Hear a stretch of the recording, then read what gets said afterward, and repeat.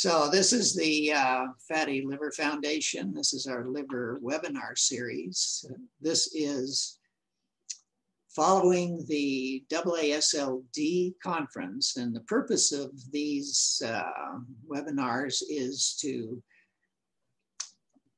gather some of the learnings and the advancements of the liver field that come out in these big conferences and try to provide them to the patient population in a meaningful way, so that you've got some state-of-the-art knowledge and some information that may help you manage your particular version of this ugly disease. So next slide.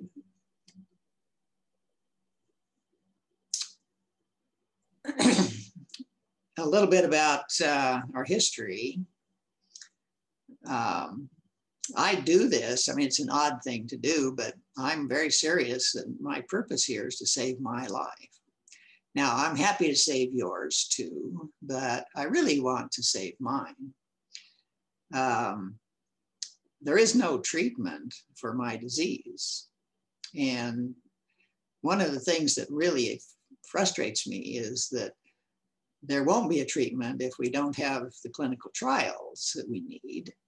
And we don't screen for advancing fatty liver disease. So, you know, it's hard for us to get enough patients to participate in all of the trials and all of the research that needs to be done in order for these scientists to save my life. And that got under my skin a little bit. And so I decided the best thing for me to do is to fix that. So next slide.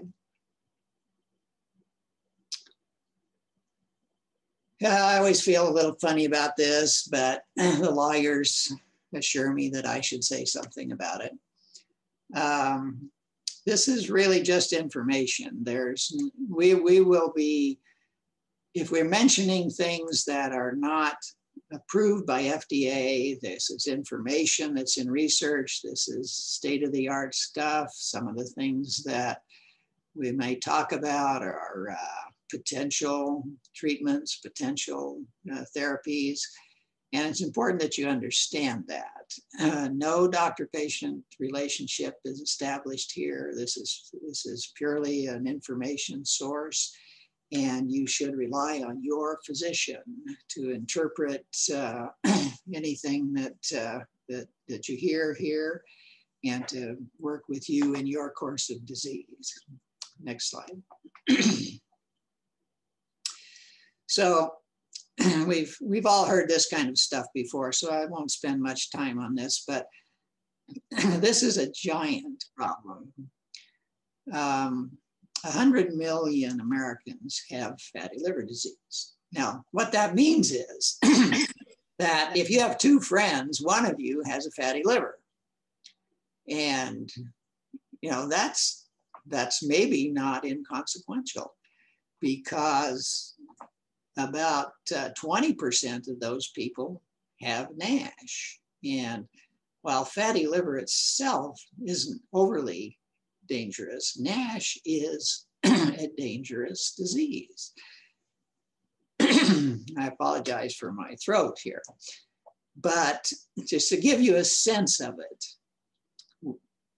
F1 NASH is more hazardous to your health than diabetes. F2 is more hazardous than smoking. Now, we care a lot about diabetes and smoking.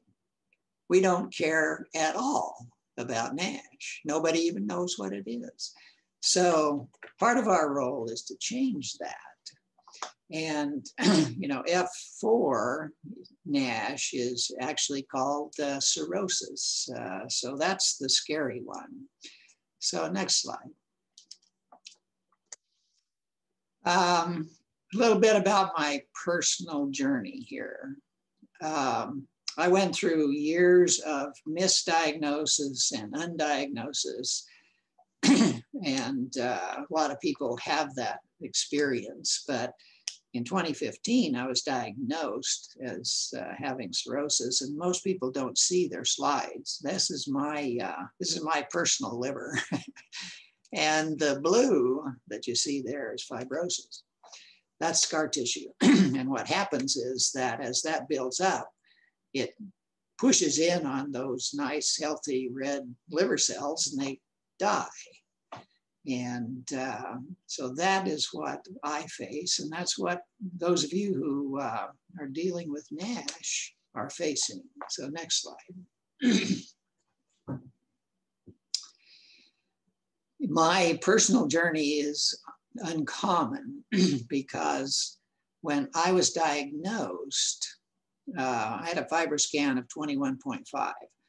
And to put that in perspective, most hepatologists will start to define cirrhosis at an 11 or 12. And so my situation was pretty serious at that point. And I was looking straight down the gun barrel of dealing with the angel of death there. And my wife decided that was unacceptable. And so we got good advice and we went home and we abandoned our diet. We were practitioners of the SAD diet, the standard American diet. We just ate what we all ate. And that led to this problem. So we went home, we threw out everything in our pantry and our refrigerator, and we started over. And we changed our lifestyle and we adopted the things that our doctors told us to do. And in the next year and a half, I lost 30% of my weight, and my FibroScan score came down to 9.6, which puts me in a high 3 or high 2, low 3, somewhere in there. Far, far less risky for me. Now, I'm still at greater risk than most of you, really. But my chance of dying soon is much, much reduced. And so when these fine scientists get me my drugs, I'll be able to perhaps die of something besides liver disease. So next slide. It was that experience that led us to create the foundation. My wife and I founded it. And our goal is to improve the diagnosis, treatment, and support of people with fatty liver disease. Next slide. There are a lot of people putting out information about liver disease and NASH, and there's position papers and how-tos and endless writings and lots of information. Our goal is to be the only national foundation that's working on the ground, dealing with real people, where they live, in the mud and the blood. So we intend to interact with the neighborhoods, with the people that are dealing with these problems, and not just send them announced from on high as to the things they should do. So next slide.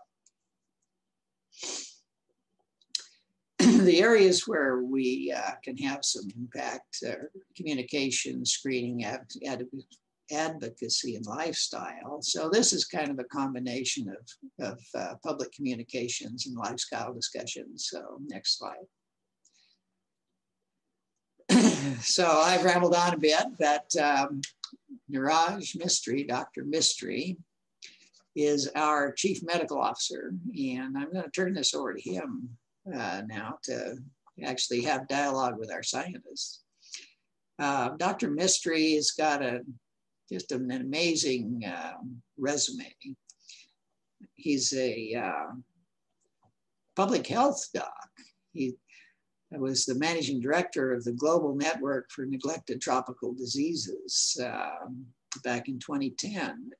He's done a lot of work in Africa. He's founder of the Global Business Coalition on HIV, AIDS, tuberculosis, and malaria. He's worked with the Gates Foundation. You know, he's done a lot of work with various HIV, Hep C, the World Health Organization. He's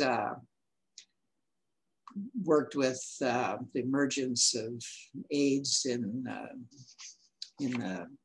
PERP, PEPFAR program.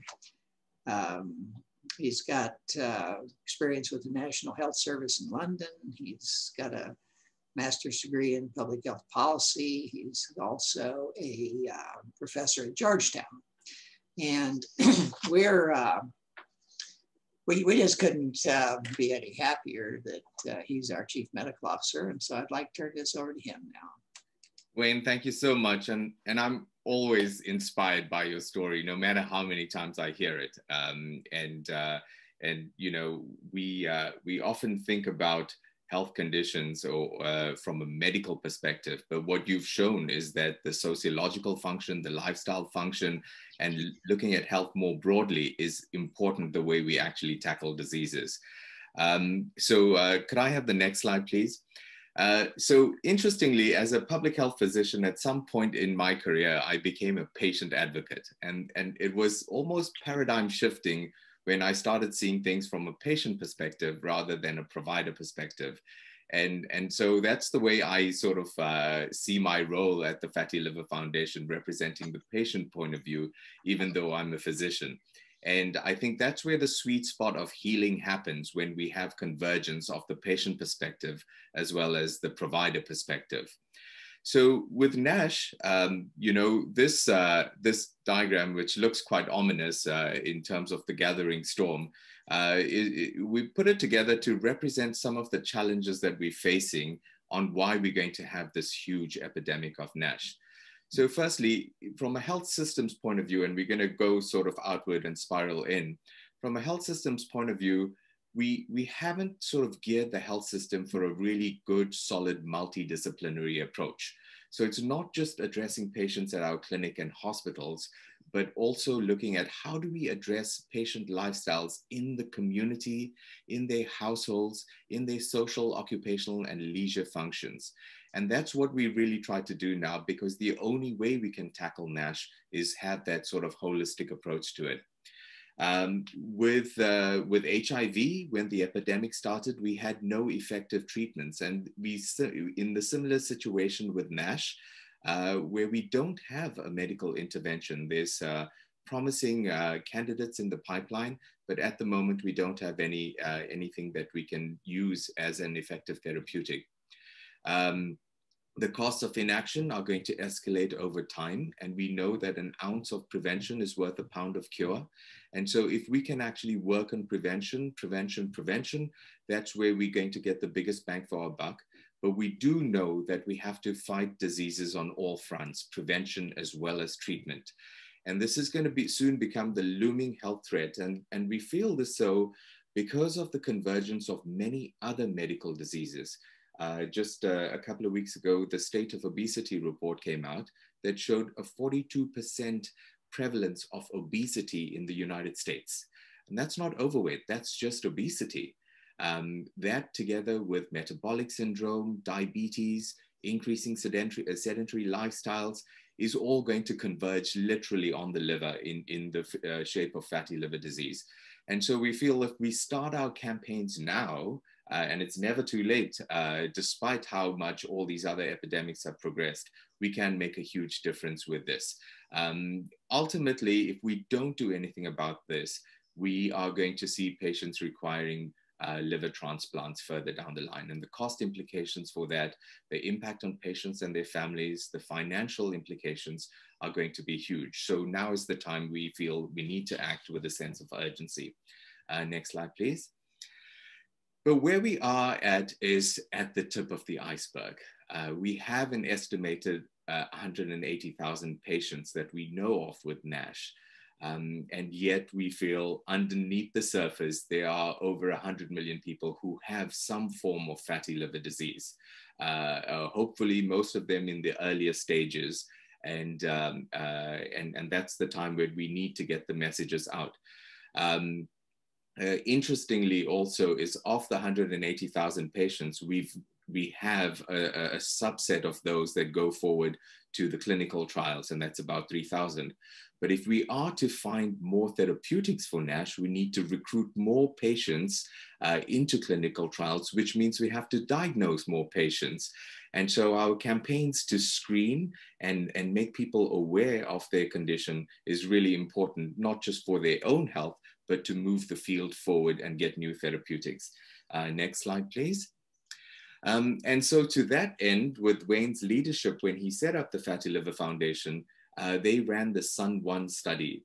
And the SUN-1 study was the screening of undiagnosed NASH and NAFLD study. And this was in the community, linked to health facilities like diabetic clinics, etc., where there wasn't available screening for NASH using a fibroscan. So Wayne and the Fatty Liver Foundation attached themselves to some of these centers and screened patients. This was obviously a high-risk group. But there was also community screening done, for example, at the Mexican Embassy in Texas, where people waiting to get a visa or see the consular services were asked if they would take a test. And this was an enriched community in the fact that there were many patients, high-risk individuals there. You know, the interesting thing that we saw is that in many of these high-risk communities, there's a normalization of being overweight or obese, or I've heard many a time, I don't have diabetes yet. So there's almost this normal expectation that they will get diabetes. And you know, thanks to the advances in therapies and management of these conditions, we've normalized it, but at the same time, we made it acceptable for people. And so the very important thing that we had with the SUN study is we found that when people got their results that showed that they had some sort of fibrosis or NASH, Wayne calls it the teachable moment. And that's the critical behavior change that we saw in people. They saw this new result and they were like, oh, I have to do something about my, my lifestyle and habits, or I have to get help as well through a medical service. So we want to build on that opportunity that differentiates NASH from the existing normalized epidemics to actually get that moment of behavior change. So that's the broader context with which the Fatty Liver Foundation is operating. Next slide, please. So we're delighted today to have this really esteemed panel of experts, Dr. Gray, Dr. Bansal, and Dr. Chung. We always take the approach of dividing our panels, our sessions into lifestyle and diet, testing and treatment. And you know, it's not either or, we have to do all. And so we will always have those three sections. The way we have a weighting of those sections, I feel might change over time, but we will always keep those three on the agenda. Next slide. So our first discussant on lifestyle and diet is Dr. Gray. Next slide, please. So Dr. Gray is one of our esteemed members of our scientific advisory board at the Fatty Liver Foundation. She's also the assistant professor of transplant hepatology at the University of Alabama at Birmingham. So without much ado, Dr. Gray, over to you, please. Well, thank you so much for that nice introduction, and thank you to the Fatty Liver Foundation for asking me to speak today. Like Wayne, I love lifestyle and diet. This is my favorite part of NAFLD, so I'm so excited to speak with you. Next slide, please. I have no disclosures. So as you may know, the AASLD, which drives all of our guidelines for patient care with liver disease, published a guidance statement in 2018 about NAFLD and NASH. And so in that guidance statement, the #1 most important treatment and therapy that we have for these patients at this time is weight loss. And so that can be achieved either by diet or exercise or a combination of both. But we know that patients who can lose at least 7 to 10% of their overall body weight can have significant improvements, not only in the fat in the liver, but also in the inflammation and fibrosis as well. And as you saw from Wayne's amazing success story, this is exactly what he has seen. In terms of what diet is best, I would say this is one of the most common questions that we get from patients. And thus far, the AASLD has not issued any statement about which diet is preferred. And there's multiple reasons for this, but prospective trials comparing various macronutrient diets in NAFLD are limited by a few different things. One is sufficient power. So these studies are often a very small population of patients, and thus it's difficult to draw large conclusions, and also the lack of biopsy data. So as we know that NASH is a biopsy-proven diagnosis at this point in time, and often these studies use surrogate markers of scarring, which may not be as helpful. Next slide. So you may have seen this weight loss pyramid before, but we know that the more weight you lose, the more improvements you're going to see across all stages of NASH and fibrosis. So on the left, you can see that if you can lose more than 3% of your overall body weight, you'll start to see improvements in steatosis. If you're able to lose at least 5% of your body weight, you'll start to see some of that improvement in ballooning and inflammation. Greater than 7% of body weight loss can lead to NASH resolution, and greater than 10% body weight loss, which is the ultimate goal, can start to show reduction in fibrosis or scarring in the liver. However, as you can imagine, the more drastic the weight loss, the harder it is to achieve. And so over on the right, what you can see is the percentage of patients who are actually able to lose and maintain this weight loss over a 1-year period. So when we start with just 5% weight loss, about a third of patients will be able to lose and maintain that. However, when you move to 7% body weight loss or 10% body weight loss, there's a substantially fewer number of patients who are able to achieve that goal, with less than 10% patients able to achieve and maintain that in a 1-year period. Next slide, please. So therefore, in addition to talking to patients about diet, exercise, and lifestyle, which are absolutely the most important, we do have to consider other approaches to help patients be successful with weight loss. So overall, it's been shown that when patients focus on diet, exercise, and lifestyle alone, average weight loss is somewhere between 5 to 8%, but may be difficult to sustain over time. And this is the #1 thing that I talk to patients about when we're talking about lifestyle changes, that it's not only the ability to lose the weight in the first place, but it's really the ability to maintain that weight loss over time that ultimately will help their liver disease. So for patients who have a body mass index over 27, we do also have the option to add weight loss medications. And this can lead to a greater reduction in weight loss with an average between 8 to 10%. However, what we do often find is that as patients come off of these medications, they may regain the weight that they initially lost. And so therefore, these medications often require continuous use. For patients with a body mass index over 35 and metabolic comorbidities, or a body mass index greater than 40, bariatric surgery becomes another tool that we can use to help patients lose weight. And there are different types of bariatric surgery, but patients can lose anywhere from 10 to 30% of their overall body weight. And bariatric surgery has been shown to be better than lifestyle intervention in terms of sustainable weight loss over time. So I think it's always important that as we talk to patients about different tools to aid in their weight loss, that they are aware of all of the different options that are available. Next slide. So are popular diets beneficial in NAFLD? As I mentioned before, I think one of the most common questions that we get as hepatologists is, what type of diet should I be following? And that's difficult because, as we mentioned previously, the data is limited.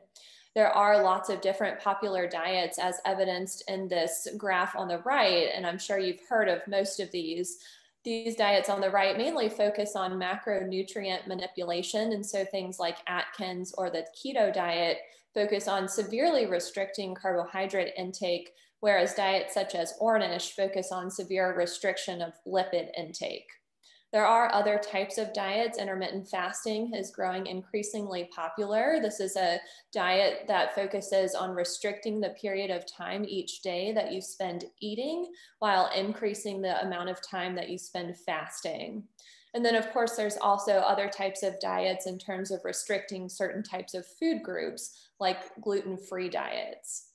Overall, what we can say so far with the evidence that we have is the most important thing for weight loss is that you're going to pick a diet that is going to work for you over the long term. So what's most important is that you're going to be able to adhere to the diet. So sometimes when we see patients follow diets that do severely restrict one or more macronutrients, we find that it's challenging for patients to adhere to that diet over a long period of time.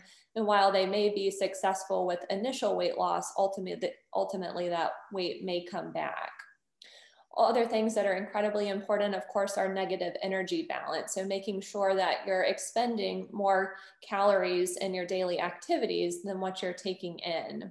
And then, of course, high quality foods is also incredibly important. And this is something I know that Wayne always focuses on too. But I always am a little wary of diets that completely get rid of a macronutrient, and instead I try to help patients focus on the quality of that macronutrient that they're eating. So focusing on unrefined, unprocessed carbohydrates like whole grains and fruits, and trying to limit the refined carbohydrates like sugary beverages and anything white. And then in terms of lipids, we know that unsaturated fats are healthy for the liver as opposed to your saturated fats. So not eliminating any particular macronutrient, but really focusing on improving the quality. Next slide. So several diets have been studied. For the data that we have so far, the most promising is a Mediterranean diet, and this is what I routinely recommend to my patients, and this is also what AASLD recommends in their NAFLD guidance. So this is one such paper that evaluated the Mediterranean diet. This was from 2017. This was an observational study of 46 patients who were recommended to follow a Mediterranean type diet with monthly nutritional counseling over a 6-month time period. So for those of you who aren't familiar with a Mediterranean type diet approach, this really focuses on whole foods. So lots of fruits and vegetables, legumes, nuts, whole grains, lean meats like chicken and fish, low-fat dairy products, and lots of omega-3 fatty acids, which can be very anti-inflammatory, like olive oil, nuts, and avocados. So in this study, the way that they defined NAFLD was looking at ultrasound and grading the amount of fat in the liver based on that ultrasound evaluation. So at baseline here in the graph, you can see that 93% of patients had either moderate to severe steatosis based on ultrasound at baseline. However, after that 6 months of following the Mediterranean type diet and receiving that nutritional counseling, you can see that 20% of patients were actually able to completely get rid of all of the steatosis in the liver based on the ultrasound exam. And 48% of patients only 48% of patients had that moderate to severe steatosis compared to the 93% at baseline. So there was significant reduction in steatosis across all grades. Next slide, please. So other things that we know from studies is regarding sugar. So we know that sugar does increase fat in the liver. And so on the left, you'll see NHANES data. NHANES is a survey research program that assesses health and nutritional status of adults and children in the United States and has been going on for many years. So what you see here is the parallel between added sugars in the diet. This is starting in 1988 and following all the way until 2012. You see as we increase the amount of sugars added to the diet, which is the yellow line here, you see in parallel an increase in obesity, which is your orange line, an increase in prevalence of NAFLD, which is your blue line, which is not surprising. Certainly increasing sugar intake often leads to weight gain, and that of course leads to NAFLD. There was a very nice meta-analysis published in 2019, which is here on the right, which evaluated 12 high-quality studies evaluating sugar-sweetened beverage intake and risk of NAFLD. So taking all of those studies into account, there were over 35,000 patients that were included in this meta-analysis. And you can see that the overall result is that drinking sugar-sweetened beverages increases the relative risk of NAFLD by 39%. So very strong correlation there. Next slide, please. So now we'll move into a few of the posters that were presented at the liver meeting this past weekend. And the first of those does look at sugar sweetened beverages, diet soda, and NAFLD. So this study examined sugar sweetened beverage consumption and change in hepatic fat. This was from the Framingham Heart Study. So they had 1,906 participants in two separate offsets of this study, the Framingham Offspring and also the third generation study. At baseline, they have a very detailed food frequency questionnaire, which is obtained and evaluates sugar sweetened beverage intake. And they also have a baseline CT as well as a follow-up CT about 6 years later. So they used what's called the liver to phantom ratio to define and quantify hepatic fat. And NAFLD was defined using this ratio value less than or equal to 0.33. Next slide. So the sample overall, they had, like I mentioned, two different subsets of patients that they evaluated beverage intake. So in the third generation participants, which were overall younger, this was not shown to be statistically significant, and so they did not include this data in the poster that they presented, but they did include the 691 participants who were in the offspring subset who had a mean age of 59 and were 58% women. So what we're seeing in the first chart on the left is the change in liver fat over time. So sugar sweetened beverage intake was defined in three different categories. So there were non-consumers who consumed less than one sugar sweetened beverage per month, occasional consumers who consumed more than one beverage per month, but less than one per week.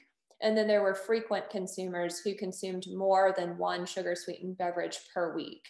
So what you can see is that as you increase sugar sweetened beverage intake, you increase the amount of liver fat. So in this, the liver phantom ratio, lower scores indicate higher amounts of liver fat. So you can see as you move over to the frequent consumers, there is a statistically significant increase in liver fat with a p-value of 0.037. Moving on to the next chart in the middle is looking at odds ratio for NAFLD. So similarly, you see the same thing. So as you increase consumption of sugar sweetened beverages, you increase your odds ratio for NAFLD, with those being in the frequent consumer category having an odds ratio of 2.5. And that trend was also statistically significant with a p-value of 0.01. I really like that they included diet soda in this study because I do think it's something that patients commonly ask us about. And so what you can see here, they actually broke it into 4 different categories, including also a daily consumer group.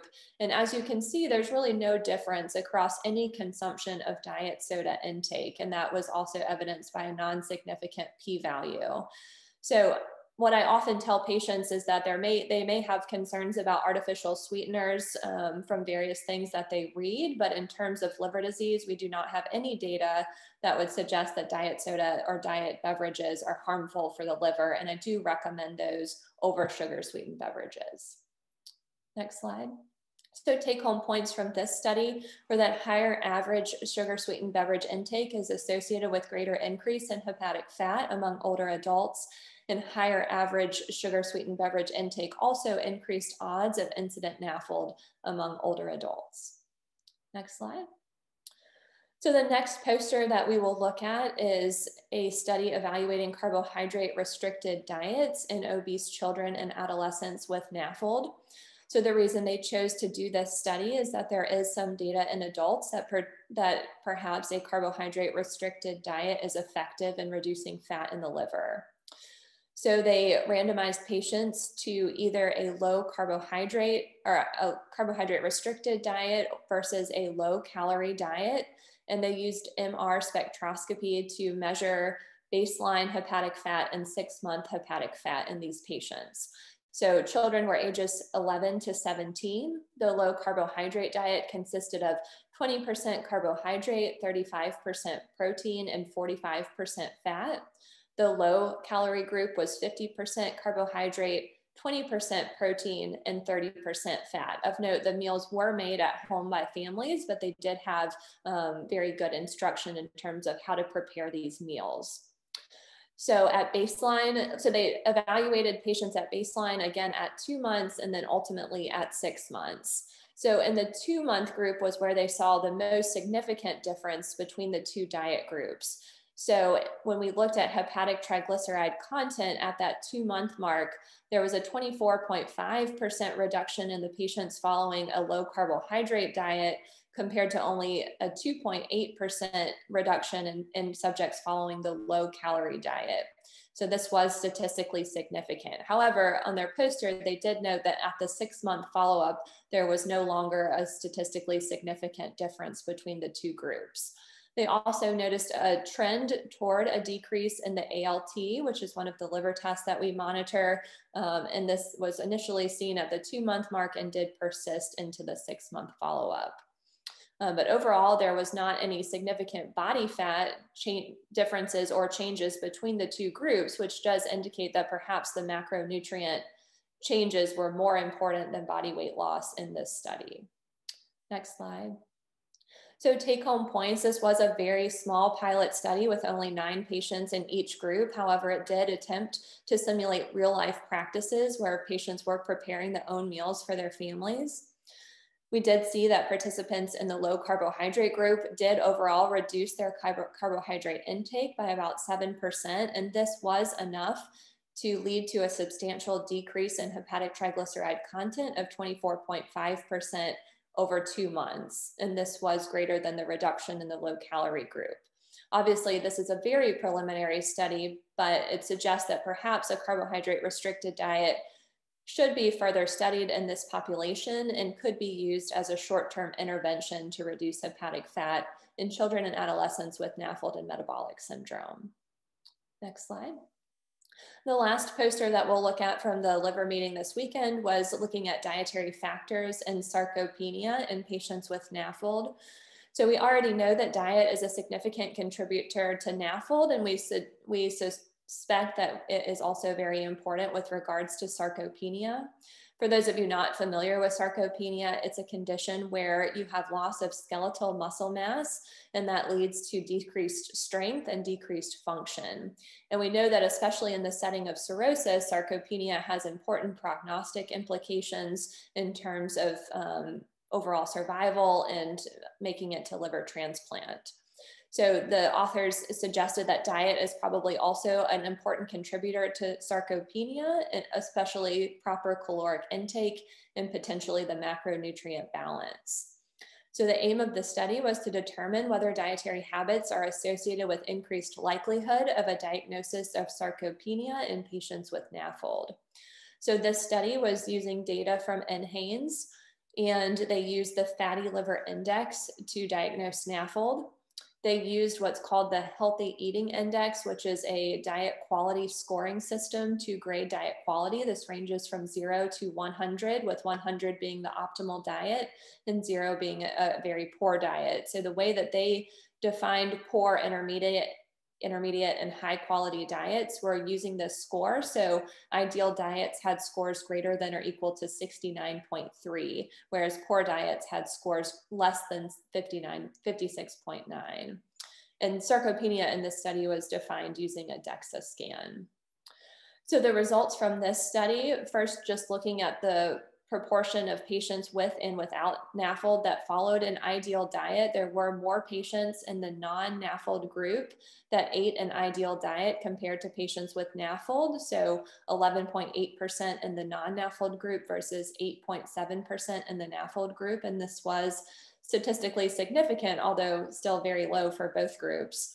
And then they secondly looked at the prevalence of sarcopenia in patients with NAFLD consuming the ideal versus a poor diet. And they did see that in subjects with NAFLD who ate the ideal diet, 11.6% of those patients had sarcopenia versus those subjects not eating the ideal diet had greater amount of sarcopenia at 21.2%, which was statistically significant.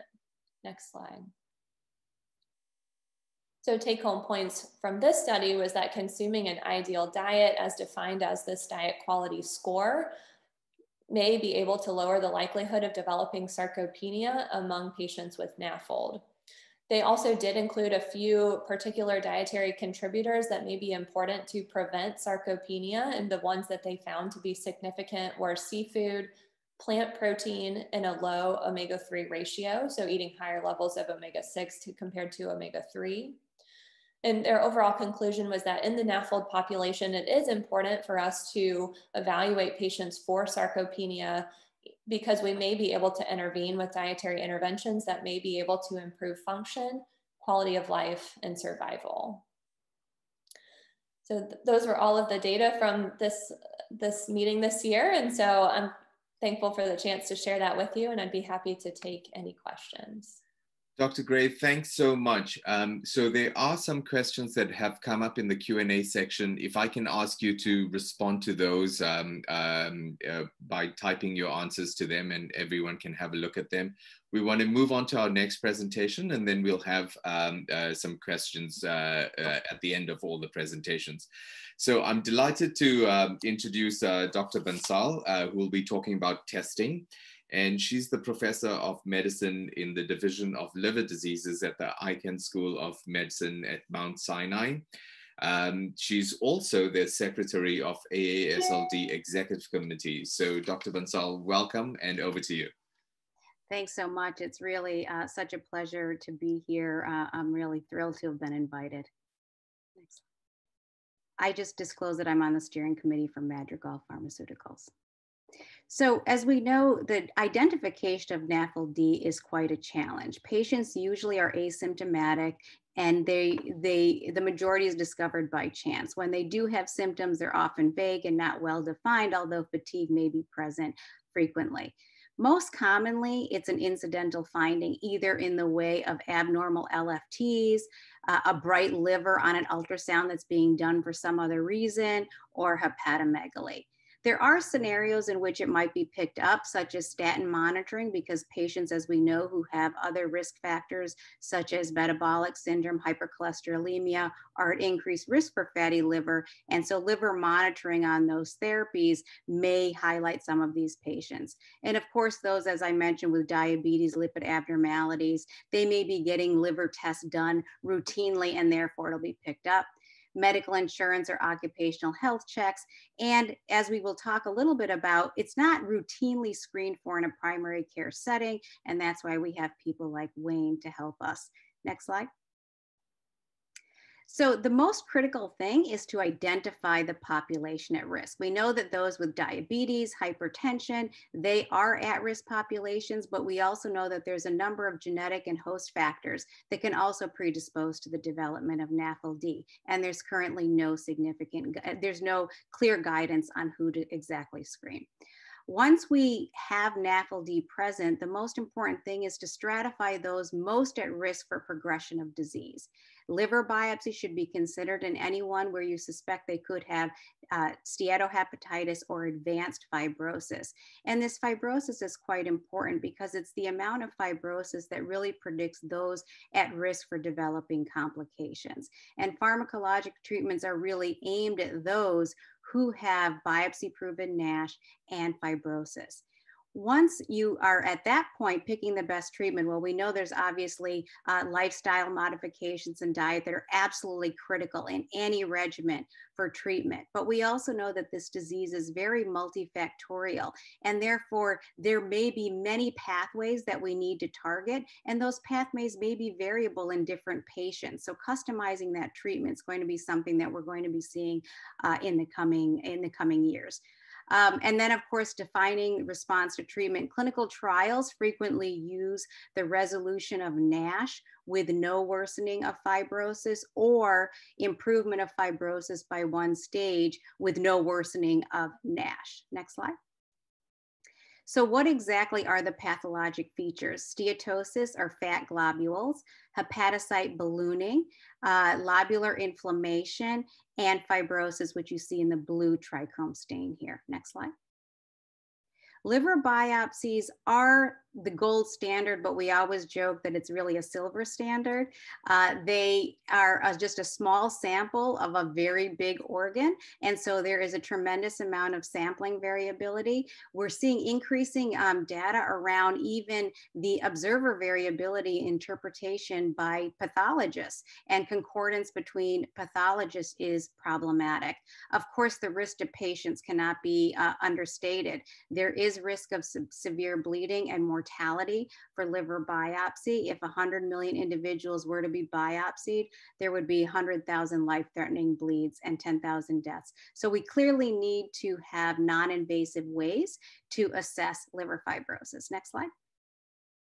So unfortunately, we need them, but they're continually being improved, but we still have a way to go. There are a number of tests that are available. Some only, the ones listed here are not available to the general population. They're really more in the context of clinical trials. We have the NIS4, which is composed of alpha-2 macroglobulin, hemoglobin A1C, microRNA 34A, and YKL40, which is a glycoprotein secreted by macrophages.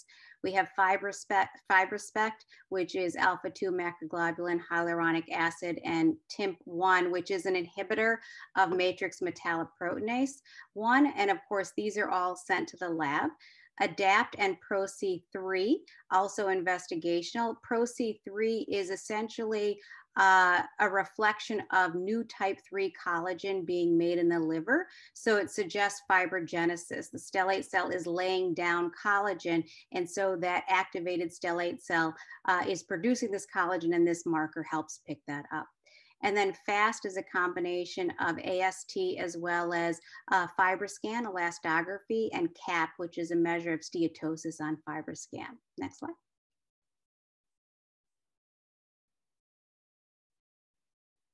Next slide. Apologies. So the key is that when we do suggest lifestyle modifications, how do we actually measure response to treatment? We have made some progress, but still have a long way to go. Of course, we monitor ALT liver enzyme, which is commercially available. We can follow the amount of fat in the liver, either by MRI, PDFF, or on FibroScan using the CAP score. Those are also available. The corrected T1, which is an MR elastography imaging technique, which looks at fibro inflammation. I mean, it is available, but not at all centers. There has to be some expertise at centers for that to be available. And then ELF and ProC3 are only available in the context of clinical trials. They're not commercially available in the US. So physicians still lack effective, cost-effective methods to monitor response outside of the research arena. Next slide. The key thing is determining high-risk features of NASH. As we heard from Dr. Mistry, there are a lot of people in the country who suffer from NAFLD and NASH, but the most important thing in terms of we have to save their lives now is identifying those who are at the highest likelihood of NASH and fibrosis progression. We've learned a lot through clinical trials because we've had such high screen failure rates early on in clinical trials.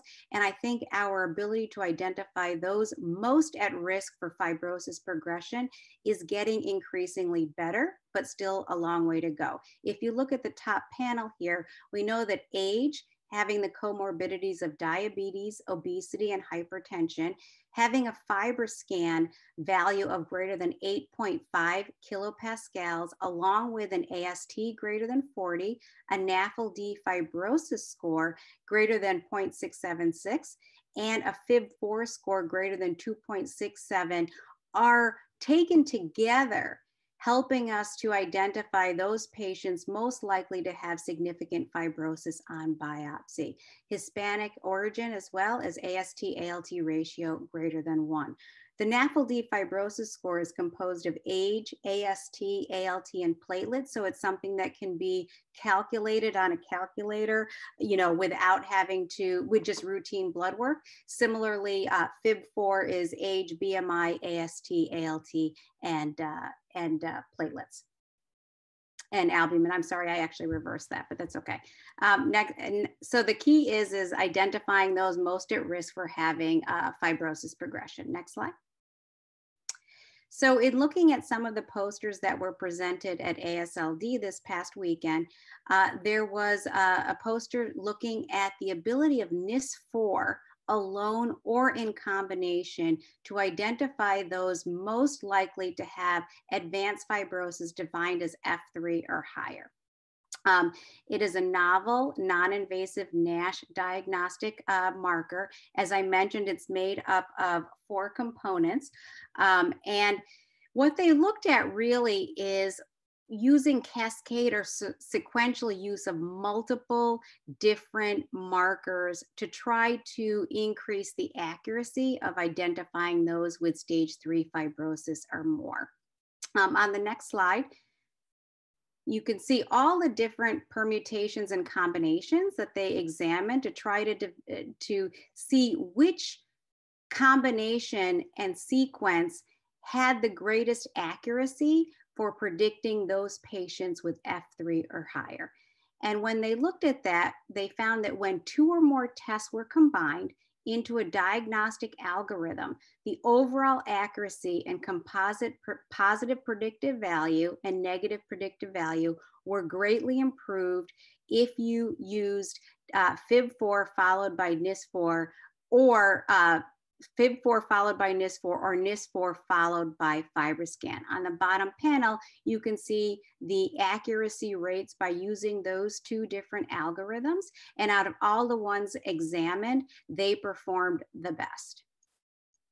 I should point out, but that's fine. Yeah, next slide. So as compared to single tests, sequential testing has the potential to offer higher combined positive and negative predictive values and overall enhanced diagnostic accuracy. In this particular study, the sequential use of blood-based technology NIS4 with either the FIB4 or FibroScan had the maximal overall diagnostic accuracy and improved the positive and negative predictive values for identifying patients at risk for having more advanced disease. And therefore, NIS4 has the potential to be a valuable tool, either again, alone or in sequence with FIB4 or FibroScan when available for referring higher risk cases to specialty care in clinical settings and for those who would be most eligible for clinical trials. Next slide. So another technology that was used was was this prototype elasticity measurement to try to help to identify patients, again, who have fibrosis on top of steatosis, with the presence of fibrosis being the most important thing when determining those at risk for developing progressive disease. So they looked at Velacor, which is a prototype, and they examined patients who had NAFLD or previous hepatitis C infection. This is an ultrasound, which essentially sends waves through to look at the stiffness of the tissue, and those shear waves are measured using ultrasound, and then elasticity and attenuation can be quantified. They had 86 patients. Healthy volunteer, they had a total of 136 patients.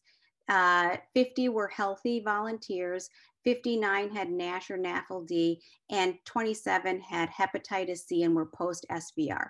Average age was 49, BMI was about 28, and you can see the AST, ALT, and platelet parameters. Next slide. So what they found was that Velacor was able to differentiate the 2 cohorts similarly. So healthy volunteers without steatosis or patients with steatosis.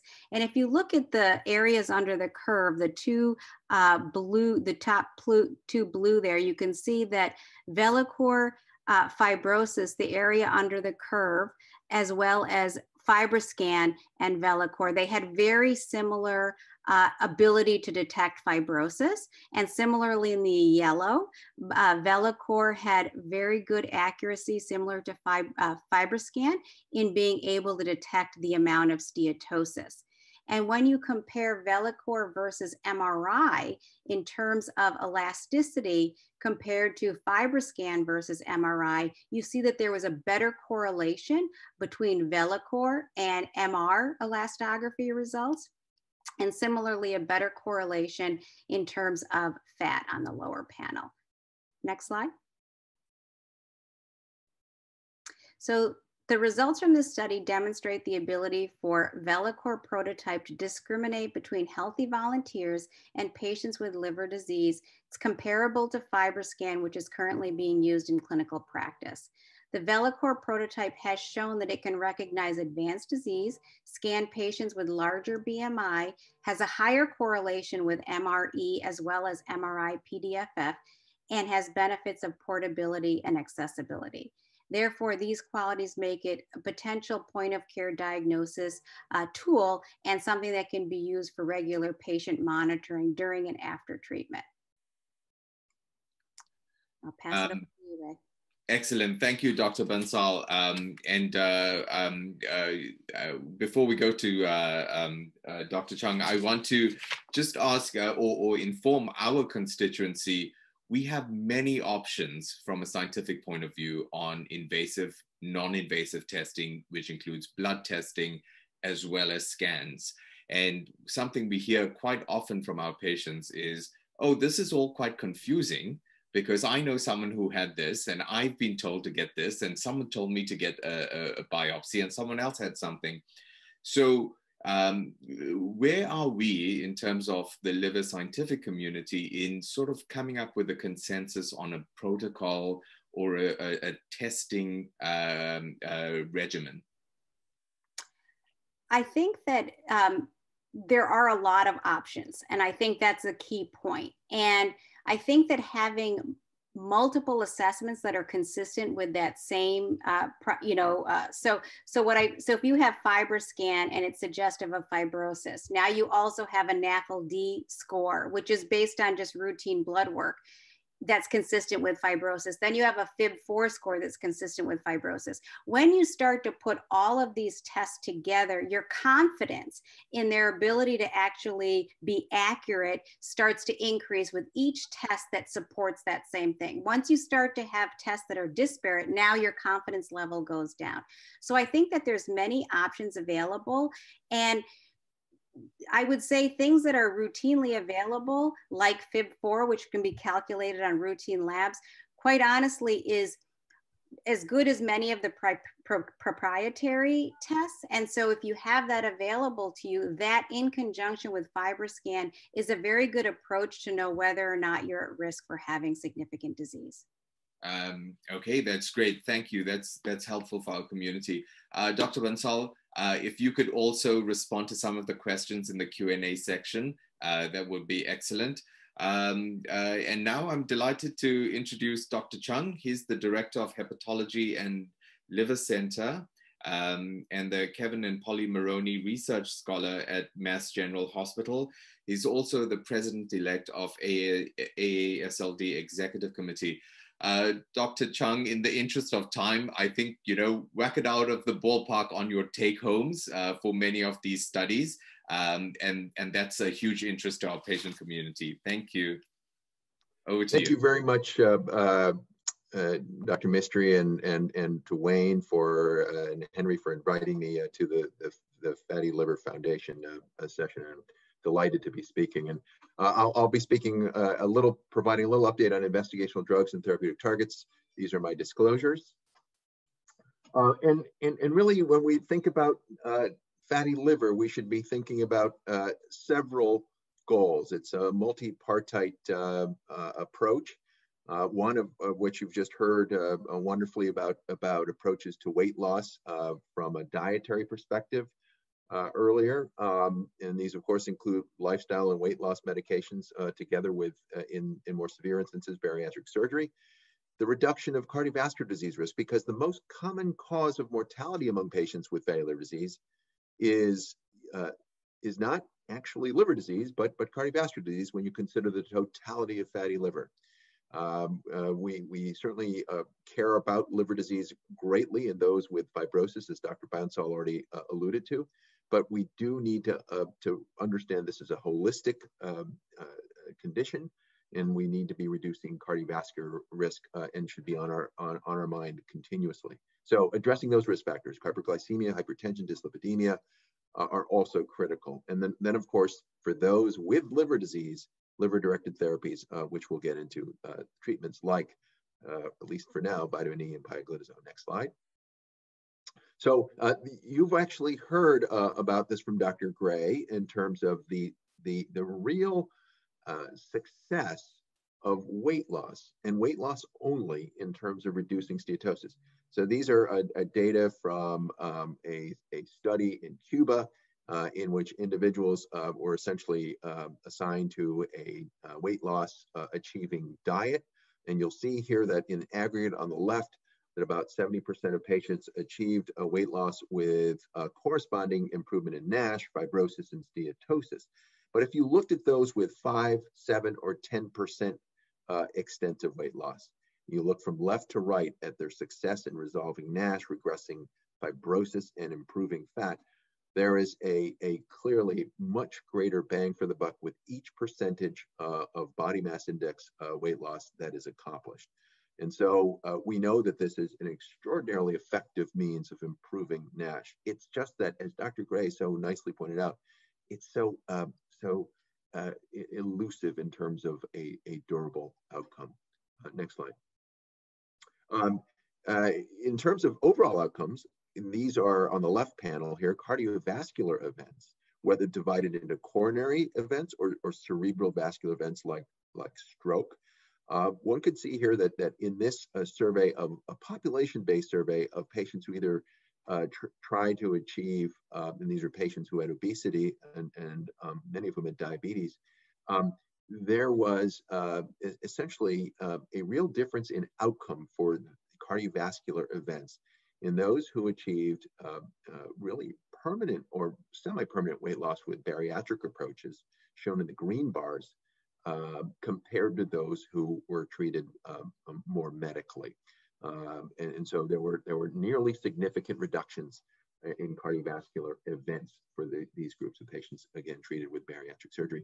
A separate study looked at histological improvements after bariatric surgery, and one can see here that there are really quite robust improvements in steatosis, lobular inflammation, ballooning degeneration, two distinct hallmarks of NASH, and as well as nearly half of patients experiencing improvements in fibrosis, although it should be noted that still about 10% had worsening in fibrosis.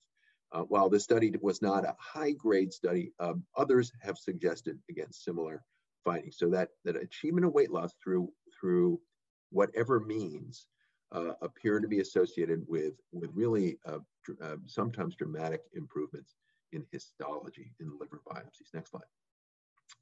What about medications? Well, as I said, there's no FDA-approved therapy as yet for NASH, and Wayne, of course, has alluded to this earlier in his introductory remarks.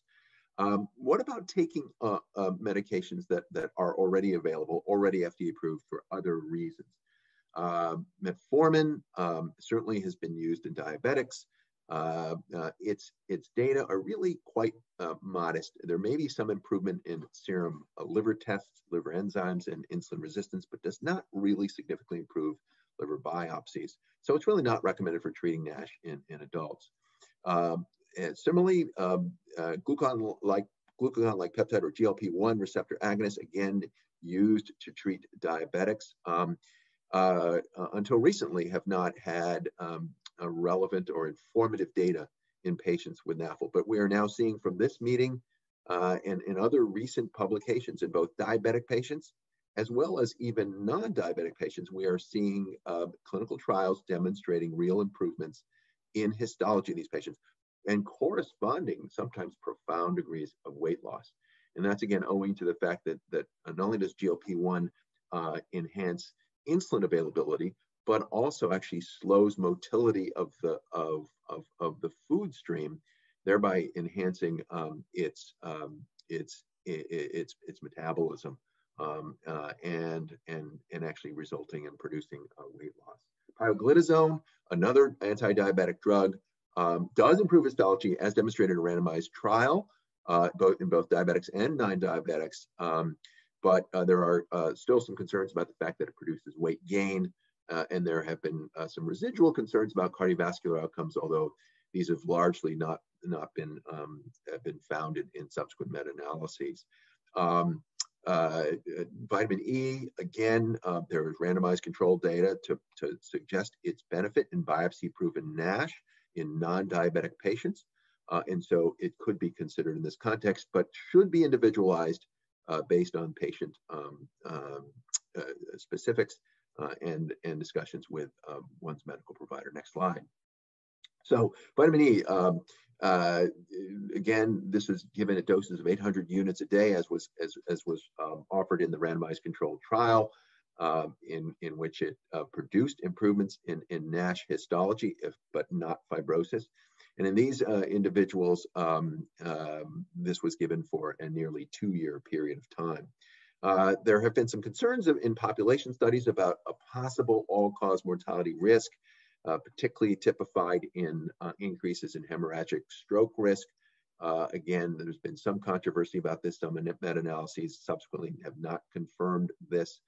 Increased prostate carcinoma risk may be a slight excess risk described as well in population studies. So again, these data should be this treatment should be individualized with a discussion of these risks. Pioglitazone, as I mentioned, the concern for weight gain, which can be a concern for many of these patients who are overweight or obese. The risk of osteoporosis exists for women, and there has even been a description of possibly in animals excess bladder cancer risk, but that's mixed data. So again, individualized recommendations for these treatments. Next slide. But what you will see, though, is there has been a flurry of activity across several of the mechanisms involved in NASH, whether they be metabolic targets, such as insulin resistance and lipid metabolism, such as those shown here, many of which are deep into clinical trials in NASH, such as the GLP-1s, the SGLTs, DPP-4s, which all have been used in diabetes, acetyl-CoA carboxylase inhibitors, among others as well, to reduce fatty acid production in the liver. There's also the management of oxidative stress, which results from excess fat and so-called lipotoxicity, and a whole number of classes of therapy have been applied in this space, including those listed here, and I won't go into them in great detail. The PPARs, fibroblast growth factors like 19 and 21, and FXR agonists, to name several. Inflammation and immune activation are also a target because they are eventually what produce injury and fibrosis. And there are a number of possible targets here, including chemokine receptor 2 and 5 as a possible target. Apoptosis has been a target in a number of clinical trials. ASK1 inhibitors and caspase inhibitors have been used here to inhibit cell death, which can in turn promote fibrosis. These studies have actually both been negative of these classes of therapy. And then to target fibrosis itself through the use of LOXL2 or galectin, LOXL2 inhibitors or galectin.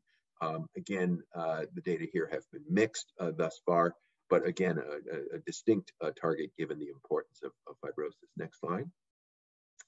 And so, as has been alluded to earlier, there are many targets.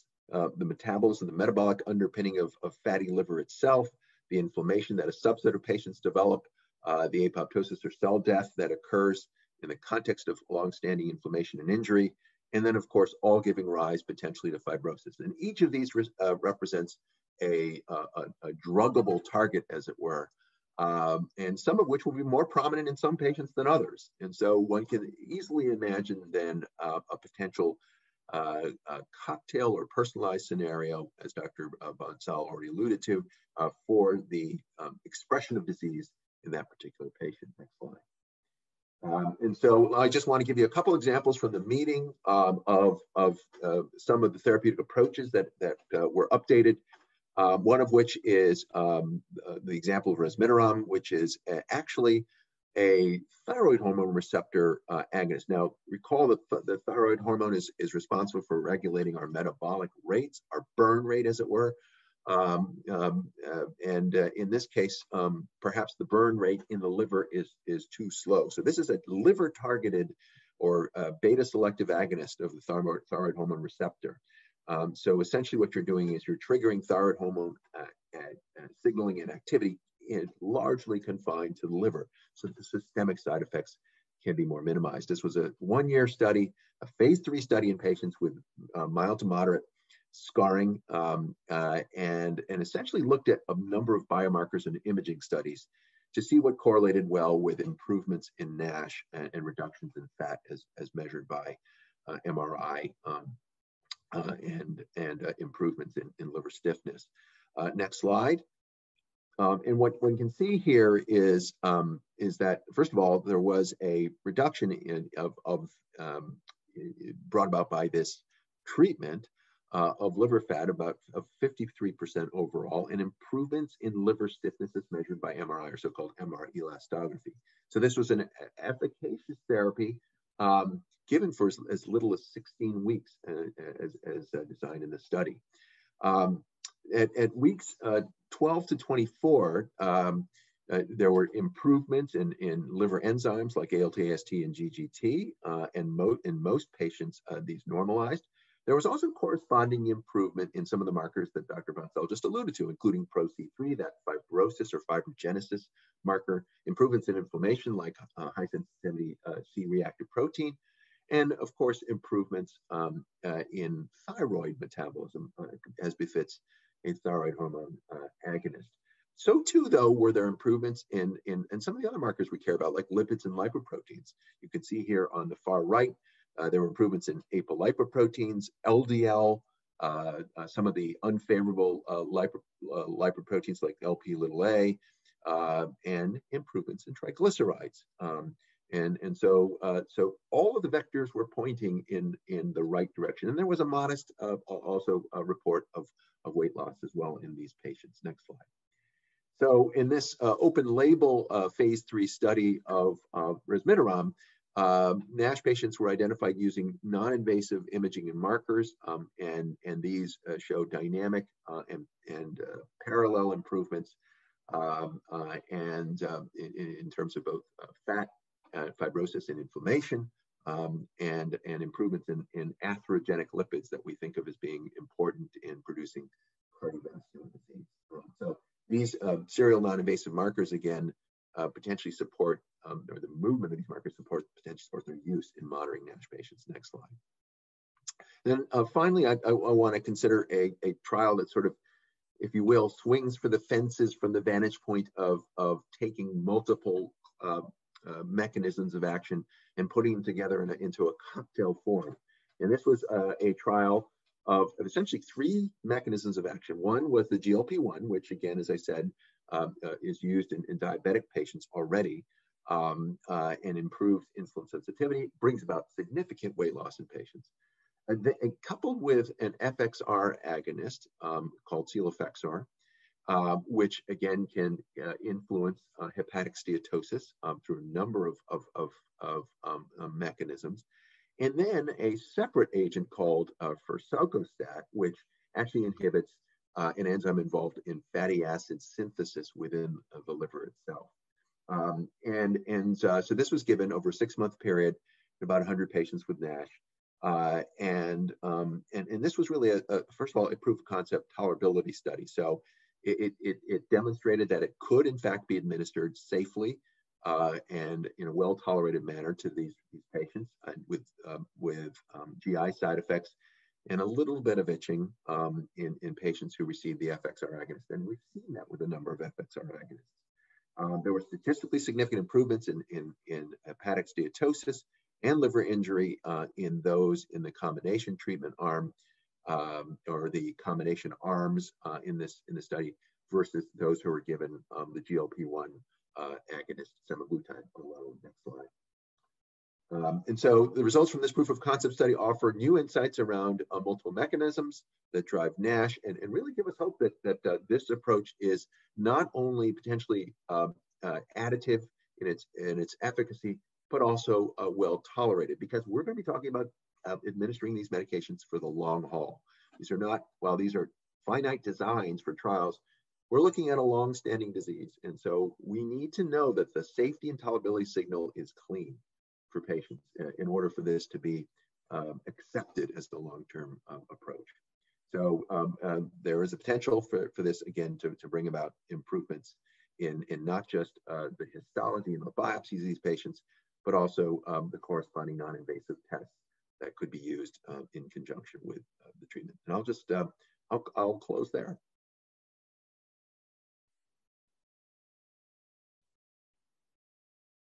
Excellent. Thank you, Dr. Chung.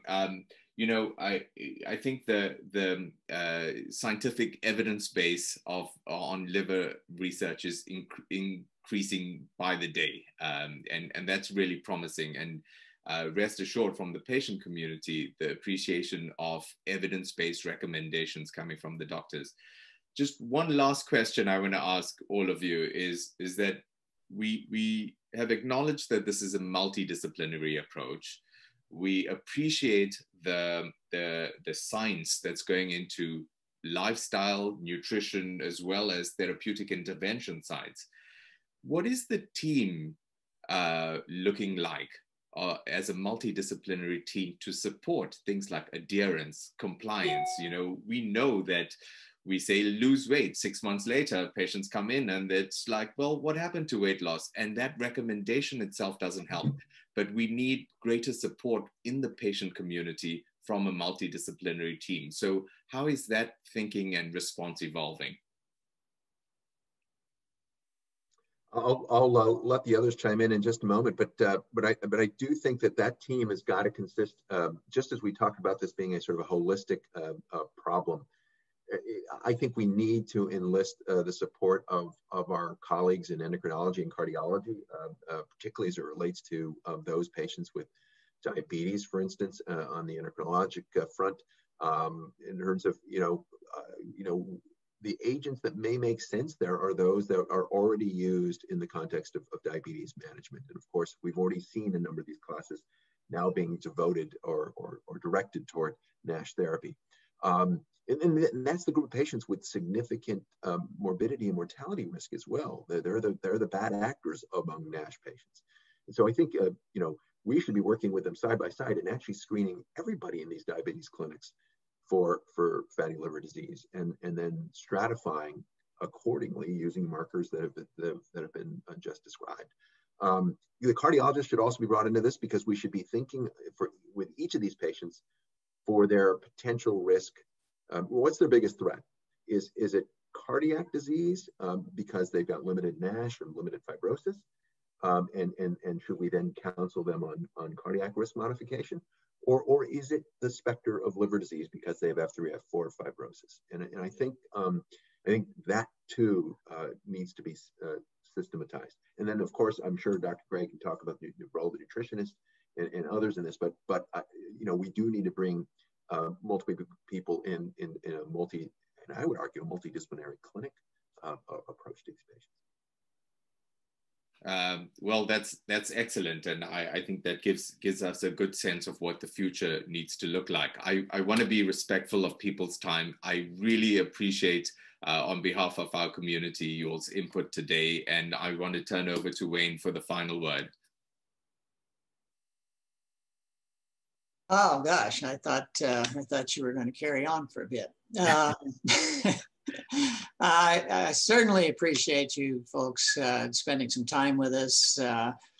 Our patient community greatly values information that's science-based and gives us a sense of where we can look to go.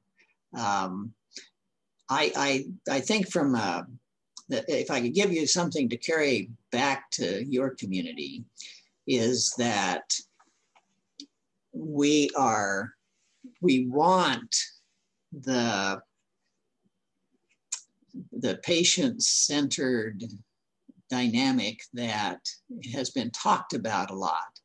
We want the care teams that you just mentioned to actually function. Everyone has talked about the need for wellness and an emphasis on better interventions, earlier interventions, and